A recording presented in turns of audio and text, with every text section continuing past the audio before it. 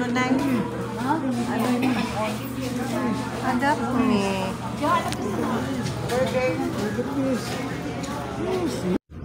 There's no lolong. Huh? You know lolong?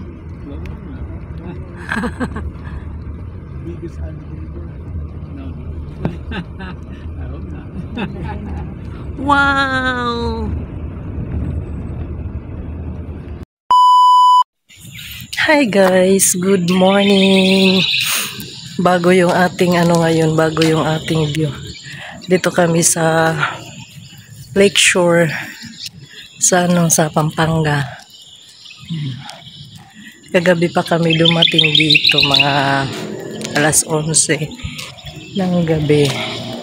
And anong oras na kami nakatulog kasi nagkukwentuhan. So tatanong kayo bakit kami nandito, baka may unit kami dyan. Wala kaming unit dyan. Wala pa tayo dyan, wala pa. andun yung may ano ba yung kamay ko yan, yung may basta yan, yung may sasakyan na pula. Dyan kami. So ayun may mga ginagawa pa. Actually kaya kami nandito kasi bago yung bahay natapos na, titirhan na, kaya 'di ba pastor yung aking asawa, so magpapa-blessing yung may-ari. Yan, sinama niya kami dito kasi gusto niya yung asawa ko ang mag-blessing ng kanyang bahay. Kaya nagbiyahe kami kagabi pa para walang traffic. Ang bilis lang. Isang oras lang, mga 1 hour and 25 minutes, ganun, 30 minutes kasi dumaan pa kami ng nagmakdo pa kami, kaya yun, mabot ng ganun. Pero mabilis lang ang biyahe, nag-inlex kami. So yan yung magiging ganap natin today. Ayan mapapansin yung mga ginagawa pa. Bago yung dito, bagong subdivision, wala pang maraming nakatira. Actually, tingnan nyo yung bahay. Kapag wala pang kortina, wala pang nakatira. Yan parang dito na side, tapos na hanggang dulo. Ayun, may 2 unit pa doon sa dulo na hindi pa tapos. So, wala pang, mula doon sa bahay ng kaibigan namin hanggang dulo, wala pang tao. Wala pang nakatira kasi wala pang kortina Walang nakapark na sasakyan. Dito naman malapit sa tapat may nakapark na sasakyan. 2. Dito 2 din ang sasakyan kasi 2 yung dala naming sasakyan. Diyan. Tapos ito yung isa. May sasakyan, so ibig sabihin may tao na. Ito naman parang meron na pala dito, may blinds na Parang may nakatira na. Ayan may bills na sila doon, nakasiksik. Ay, ang ganda nung doon. Ayaw ko lang lapitan. Ang ganda nung orchids niya, namulaklak na, pati yung kanyang desert rose. May bulaklak. Dito kami. Ayan, wala pang halaman, wala pang tanim kasi wala pa talagang nakatira. Ayan, lakad-lakad tayo kasi maaga pa, di ba? Ang sarap ang sarap lang happy ng hangin kasi kita nyo yun, ayan ano pa tawag dyan? Ano ba tawag niyan pag pag ganyan pa, nakalimutan ko. Marami pang damo, wala pang mga bahay. So ibig sabihin wala pang maraming pollution. Kasi tahimik, walang mga dumadaan na tricycle, walang dumadaan na sasakyan, na motor. Di ba? Hindi katulad doon sa Manila na 24 hours ang sasakyan. Dumadaan dito hindi, kaya samantalahin natin habang nandito tayo. Lakad-lakad para makalanghap naman tayo ng sariwang hangin for today's video. Actually na, 2:00 na kami nakatulog, tapos syempre namamahay tayo, 'di ba? Gano'n naman kapag hindi natin sariling bahay tapos unang tulog mo. Di ka kaagad makatulog. Kaya yun. Lasing ko pa lang nagising ako kasi may kasama kaming baby, katabi naming baby natulog. Ay malikot. Tapos nahulog sa kama. Hulog sa kama yung baby. Ano? Oh, yun. Narinig ko umiyak kaya yan nagising ako. At yan na. Lasing ko pa lang nagising na, papikit-pikit na lang ng mata. Ayun. Tapos yan, alas 6 na. Nagsibangunan na kami. Mga gising na kami lahat. O, ayan na. Kaya, yun, ay, may ano ng bayabas. Oh.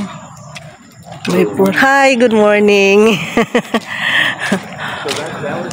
May puno ng bayabas.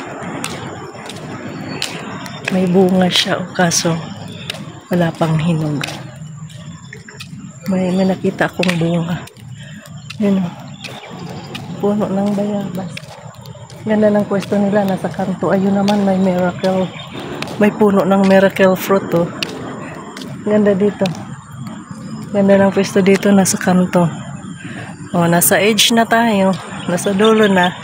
Halakad na natin mula dulo hanggang dulo. Ayan, oh. Oh, naka 6 minutes na tayo. So, balik na tayo. Balikan na natin ang ating pinagmulan. Balik na ako doon. Hanggang dito na lang muna dahil nangawit na yung aking kamay. Nakangawit pala pag matagal magano. Actually kasi di ko alam frozen shoulder kaya ito or hindi naman yata kasi ang frozen shoulder alam ko dito ang sakit. Ito dito sa may ng aking muscle ng aking braso dito ang masakit. Kaya nangangawit yung kamay ko maghawak. Kaya nililipat-lipat ko. Nangangawit. Nihintay ko yung sunrise. Wala pa eh. Kasi maaga pa. Parang natatakpan pa ng ng ulap. Kasi tingnan nyo yung ulap oh. Medyo may kulimlim. Parang doon yata ang parang doon ang sunrise. Yun. Parang doon manggagaling ang sunrise. Yan. Picture tayo. Ayan. Lakad na tayo ulit. Yung kanilang mga metro sa poste. Hindi katulad doon sa Manila na nasa anumang bahay. Pero yung iba, nasa poste na din. Ay, ang ganda nitong bahay nila. Nilagyan na nila ng yung garahe. Nilagyan na ng tawag nito. Basta may garahe na. Dito wala pa. Yan. Pare-pareho yung ng bahay nila. Pare-pareho yung design. Yung isa lang puti pa ang kulay, hindi pa natapos.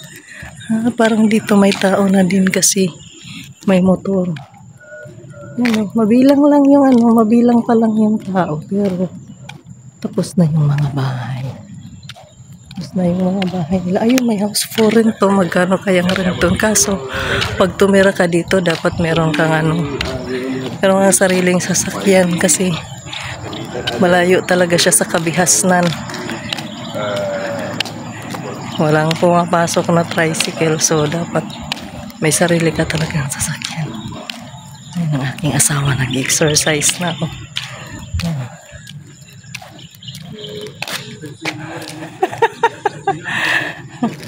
Mag-good morning ka. Ay buntag. Aga. Ayun. So, hanggang dito na lang muna tayo. Si nanay, kasama namin si nanay sa biyahe. Dito kami sa Pula nakasakay kagabi. 8 kami. Sakto lang talaga sa sasakyan. 2 sa harap, 3 sa gitna, 3 sa likod. So, yan. Nakapantulog pa talaga actually tayo. Ayan. Tchadan! Tchadan! Kapantulog. Ang haba na ng hair ko. Tingnan nyo naman, oh. Sobrang haba na ng hair. So, yan. Salamat sa Lord dahil nakakarating tayo ng ganitong lugar. Di ba? Hindi mo naman inaasahan. Bigla na lang mag-message sa iyo, Sis Jen, punta tayo ng ng Pampanga. Parang sa akin, parang favor ba? Kasi gusto ko yung nakakalabas ako eh. And timing naman din kasi wala pang pasok ang mama ni Damaris.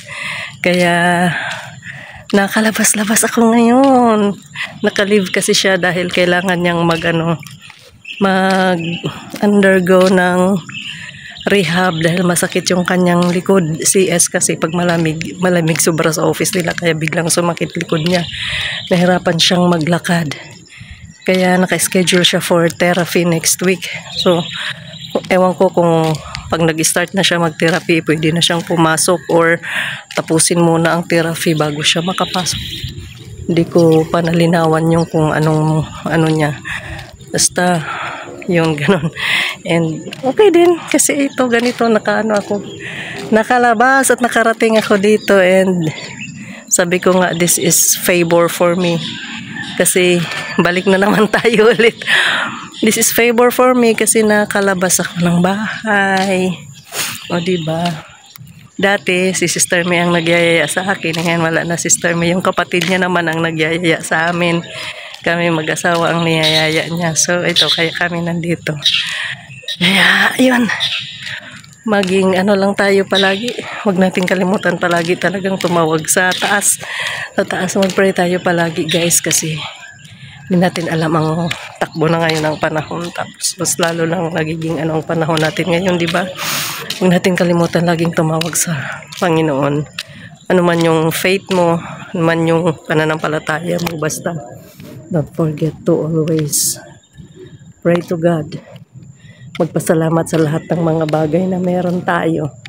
Kasi yung buhay natin na ito ay pinagkatiwala lang niya ito sa atin kaya pangalagaan natin to and galiin natin laging magpasalamat kasi araw-araw meron tayong bagong hininga, araw-araw meron tayong bagong pag-asa, may bagong kalakasan, diba? Every gising is a blessing kaya diba yan, always thank to God, give thanks to God. And si Kuya nagkakape na siya. Yun, may kape na. Nagkape na siya. Enough is that. Ha? Enough na. Enough na? Oh, enough na daw. Say bye-bye na. Bye, guys. Bye. Bye. Wait. Bye na. Picture pa.